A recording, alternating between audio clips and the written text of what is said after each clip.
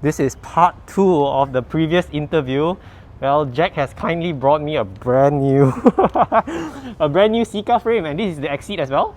This is the Exceed RDC, and what I really want you as a viewer, as well as for yourself, is to actually feel this experience myself. Because what I actually did, because everything about it is very well packaged, and I never really had to worry about shipping. Perhaps my handlers have been quite have been quite kind to the frame.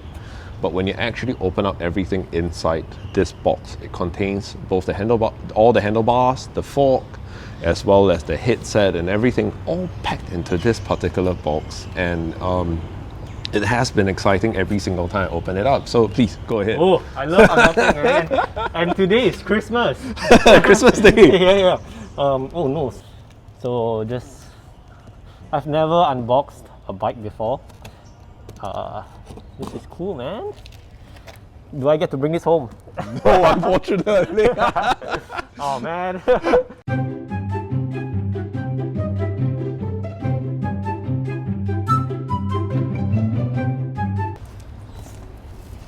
So from the minute you open, Yeah. you want to just show them this? Okay, so when you actually open this frame itself, there is the fork and the handlebar, and below is actually where the real frame is already. Wow. So please open it up. Oh man. Okay, cool. So which one do I go for? Anyone? Anyone? Okay, let's open this. Wow, it's really well packed, man. So which part of the bike is this? This is the fork, Okay. and when you actually open it up, Wow. on the right side here is actually where the all the accessories, the bearings, everything's all there. And then of course this is where the fork is. Right. The fork out of the box is about 350 grams. They have two different forks. So for the S size, the M size, I think they share the same fork, and then followed by the L size is a slightly different fork. But they do have two different forks altogether. Okay. Wow. Okay. I need to take a photo of this, man. This will go on my Instagram.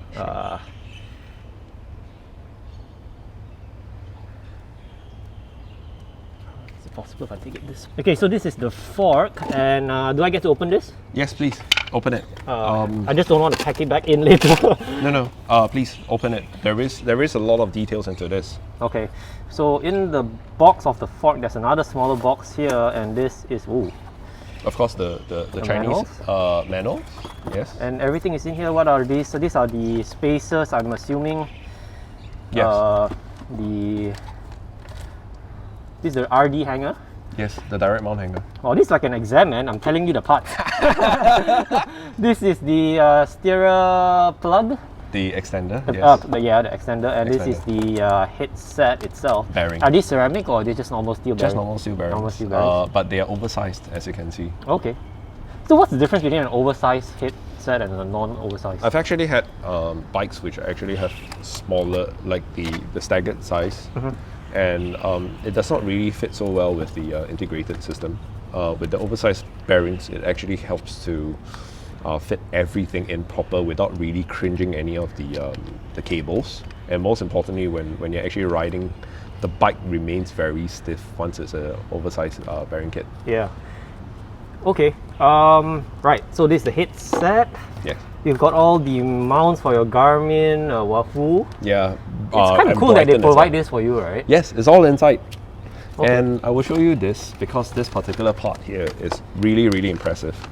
Some people sort of call me up and say like, oh, how do you fit this? How do you fit that? I explain to them very clearly.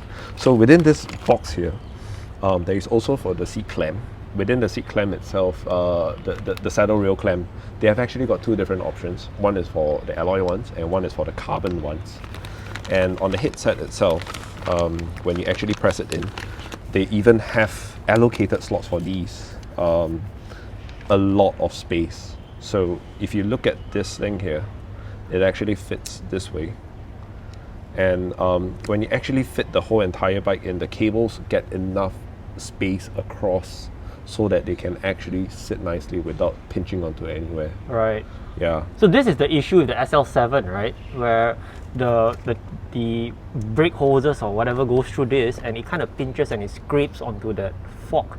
That's why they had a bit of recall issue there as well. Yeah. So the thing about bikes today, especially within the last couple of years, is that we are at the stage where we are pushing a lot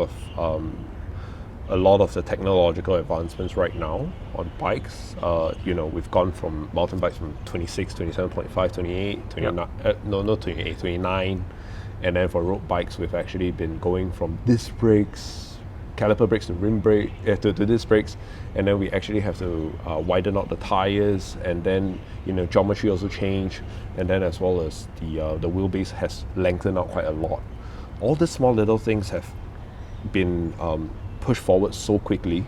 Sometimes I feel that a lot of things are not tested long enough, and I think that as consumers, sometimes now we are talking about Discord. Some consumers like to buy from parallel importers. Some people like to buy from official bike shops. The customer experience becomes hindered because some of them don't want to service the parallel importers' purchases, and that also spoils the entire joy of the bike altogether. Yeah.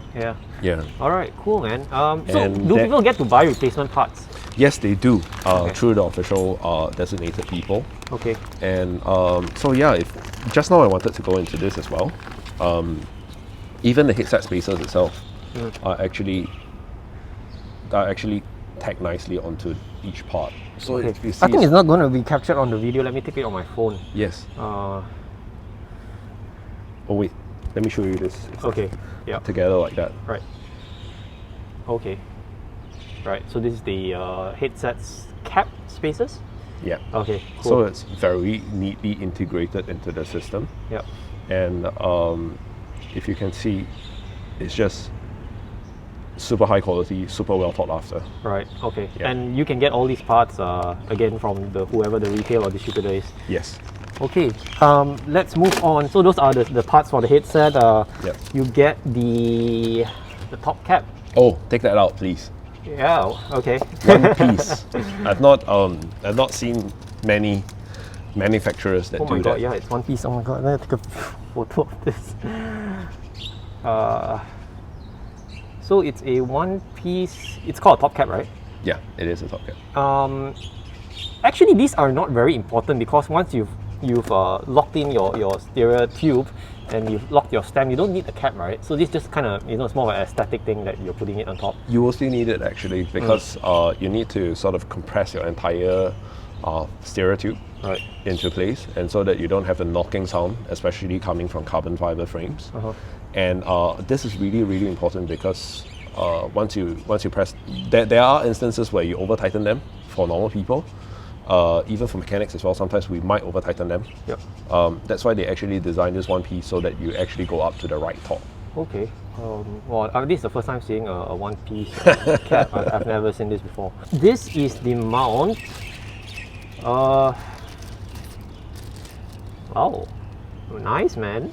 One piece billet. Yeah. And this goes at the bottom of your handlebar. Yeah, it fits directly below the contour of the handlebar, and it has that nice curvature to fit onto the whole entire thing. Right. There are various holes, as your viewers can see. Okay, let me turn on. And below there's also holes so that you can actually fit different sizes. You've got Wahoo element bolt, Wahoo element Rome, and all the different sizes to fit.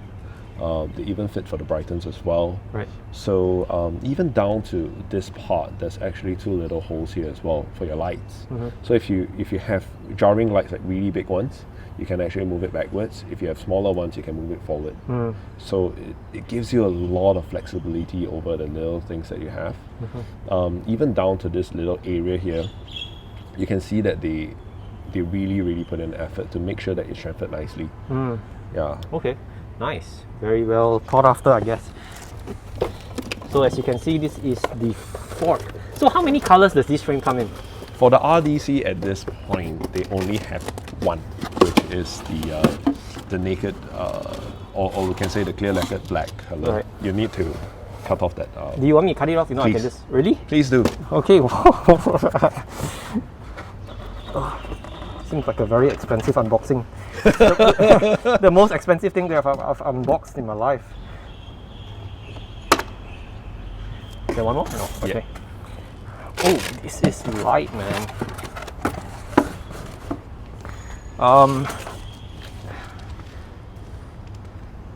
Wow. First impressions from you. First impressions, it is light. Then again, I've not taken a fork of any other bikes and just held it like that, so it's usually just a whole frame. Okay, so the first thing I can tell, it is very well filed. There's nothing poking out, nothing sharp, which I think is very crucial, right? When especially you're running cables in here, you don't want anything that's protruding out, and when you're turning your fork. Am I right to say that? Yes, exactly. Even down, I mean, a lot of manufacturers do probably up to around here, very refined. But then down it's like a different story altogether. Yeah. But I think that when it actually has the cables are all going to go through around this area, and so far for this particular fork, the cable runs on the side and then goes through the hole here, which is right over here, and then actually goes all the way through to here, and then it comes off. It's very refined in that sense that I don't really need to put a lot of effort as a bike fitting guy and as well as a mechanic to actually have to slowly go and find them. This has been a very pleasant experience fitting them up. Right. And even down like to this area, they also have a chamfer area just for like the bolt-on skewers as well. Yeah. Wow, nice. So you can see the small little details in this particular brand of bikes. They actually put in a lot of effort. Yeah. Top notch. I mean, like I said, first feel that the carbon is really well filed, and the way it's manufactured, nothing poking out. I think that is very important, right? Yes. And what you really want to do also is to feel like around this area that the whole entire finishing is actually even. Yeah. Because if that is not being well done, when your headset, your race and everything pops onto it, that is where the critical part is, and you don't want your front end to keep moving left and right, especially when you're riding high speed. Yeah. What I always advocate towards newbies as well as the older folks who have been in cycling for a long time is about safety first. Yeah. Because if safety is not going to be safety should never be compromised in any way. Because I've seen deaths on the road, I've seen accidents on the road, whether it is cycling or whether it is from a driver's perspective or even as a motorcyclist. You just don't want to be at the wrong place at the wrong time, and then the family actually has to look at it. Has to clear up that. Yeah, and that's why I always preach about the quality of a product. Chinese say 一分钱一分货, because we always talk about spending a little bit more, getting a little bit of assurance. And this bike has been one which I really didn't mind putting my own money on, and really riding my own bike. And showing you this in the small details of things also sort of gives the viewers a little bit more of a feel over the bike and just the experience of it. Yeah, nice. Lovely. I want to go to the big one. So we've got another. I'm guessing this is the seat post. Nope, not yet. No, not yet. What am I missing, man? That's the frame. You got a fork. What else? Handlebar. Ah, right, handlebar. The integrated handlebar. Integrated handlebar. Yeah. Very well protected. Very well packed up. Yep. Okay. By the way, I wasn't expecting you to bring a box. I think you did tell me, but I wasn't expecting to be doing this. Yes. Do I just pull this out? You have to cut those areas. Okay. What's the? Okay. There are two. There's one actually, just here. Oh, okay. Yeah. Maybe you should do it. I'm just afraid of damaging this. This is probably going to go on sale again.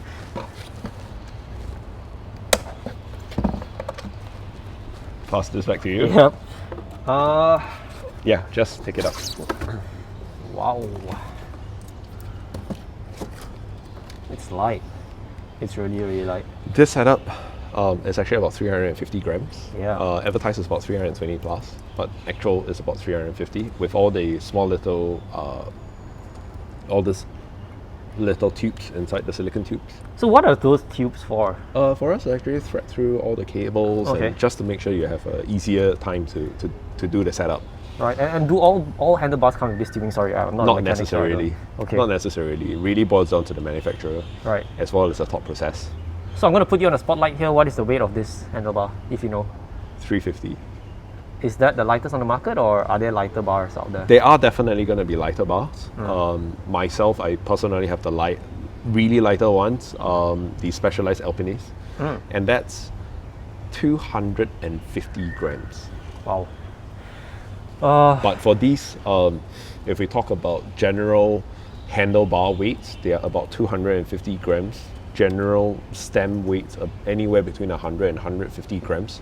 So for 350 grams for an integrated bar and stem, it's actually no slouch. Yeah. So I've got a take about integrated cockpits. I don't like it because, well, it obviously looks very nice and slick. It's just that when you want to fit a bar and stem, you got to buy the whole entire thing, which, you know, can be a bit pricey. So how much do this cost if I want to change this? Sub 500. Sub 500? Okay, that's reasonable. Yeah.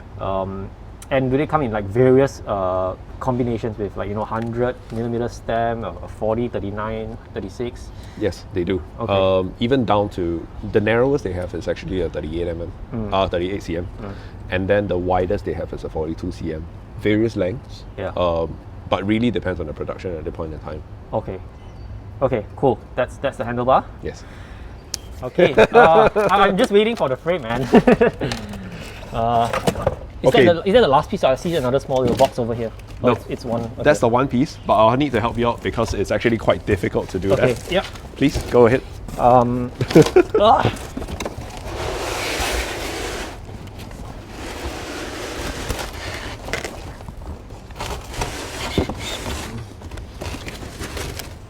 Okay, I'll move this aside.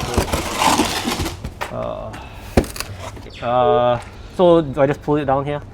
Okay, so just go ahead. Wow. Okay, I've seen this on Cam Nichols' page where he unboxes it, but this is amazing, man. It's about the details of it. I think when you see it in pictures, it doesn't really justify the full bike. Yeah. Frame and the quality of it, but when you actually unbox it yourself and you really go through the process, you feel the difference bit by bit. Yeah. And wow. And what is this over here? Why is there a metal plate here? A lot of the high-end frames, they have this just to make sure that the when you're actually using the chain, it doesn't really slap onto this. Oh, okay. So back onto the carbon fiber. A lot of the hit spots are actually around here. Yeah. So this is the drive side. Yes. And I had a Specialized SL6 and I bought a chain catcher, but probably the chain catcher was not fitted properly. Yeah. The chain dropped and I didn't know it dropped, and I continued pedaling it, so it chipped so much paint off over here. So I think this is yes. It's an insurance. Yes. Correct. Oh, okay. Do I get to open this as well? Please. Okay. I'm kind of scared, man, that I'll chip off over here. parts. Okay. Okay, actually you can do the seat post first. Yeah. Let me do the smaller ones. Yeah. Just be careful not to dig in. Yeah. Yeah. Oh, this is light. This is really light. Oh, and it's just like the other one, it's filed very nicely. It's very smooth. So are all these, how is the manufacturing process like for these frames? Are they like hand built? I mean, I know there's a mold, but how does it go, like the assembly process, which you know? They actually use like multiple layers of and different materials to actually strengthen out in all the different places. So there is no like fixed way of dealing with the carbon fiber layout. But of course, carbon fiber itself needs to be hand laid. Right. Before you can actually put it into the baking room. Okay. Anything that you would like to highlight on this seat post, or it's just? If you look at the seat post, it's actually quite interesting because they actually have. If you actually put in the clamp and everything, it's a slightly different clamping mechanism. Some of them actually have it, some of them don't. But it actually has like a little half covered U shape. Later you can see from my bike. Saddle rail just lies onto it, and it clamps down to like 12 Nm torque. The interesting part about it is this little part here. actually has grooves to actually grip it down. So previously I actually had a few seat posts from Ritchie and a few other brands. They came up with very lightweight materials, but it's just that they don't hold very well, especially at a little half moon, and then you actually clamp down. It keeps moving back and forth. So this one, I think, is very well thought, and I've not had any saddle tilting issues that's actually hindering my ride process throughout this period of time. And how much do you torque it to? 12 Newton meters. 12, okay, that's pretty tight. Yes. Okay, that's the seat post. Yes. Here is the frame. I'm going to turn my camera off. Okay. I'll move this aside as well. Yeah, main course is finally here. Yes. Okay, this is the scary part. I got to cut all of this open. Yeah, and this one here as well. Okay. And then one more over there. You really thought about this because you brought scissors. How do I cut this one? Just here. You just cut it from here. Okay.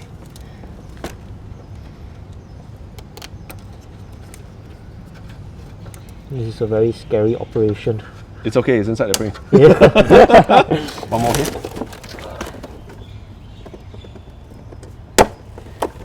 Awesome. Whoa, okay, first off the bat, this is light, man. Sorry, how much is what's the weight again of this? It's about 900 grams with paint and everything on. It's So light. whatever that you hold on hand, Yeah. it's 900 grams. Can I see this on camera? This is, wow. The bottom bracket area is very chunky. Yes, it is. So I guess it's very stiff over here on the bottom bracket area. Super stiff. Where you get your power transfer.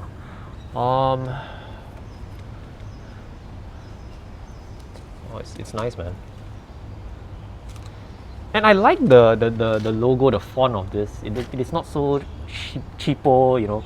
I don't like the one on WinSpace. The one on WinSpace I think was not really well thought out. Something like you could just get it from like your Microsoft Word font.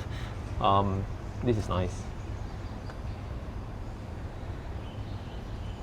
Okay, what do you want to highlight about this? So T47VB, as you can see, this whole entire area, right down to the headset, it's super stiff. Just now, as I mentioned, when you're actually riding it, it's all like put into place with this being really chunky, down to this sort of bottom tube, and then of course the T47. This area where it's really chunky as well, the chainstay. When you're actually riding it, it really feels like it's powering. The power is being transferred efficiently towards the back. If you sort of put this into context, talking about quality and stuff, like I mentioned, I dare challenge you, put your finger into any one of this holes here, feel the carbon fiber layout. Yeah. It's actually very refined. Yep, it is. And then when you actually talk about the BB itself, this is where a mechanic loves, because we talk about like how refined it is, how well thought it is.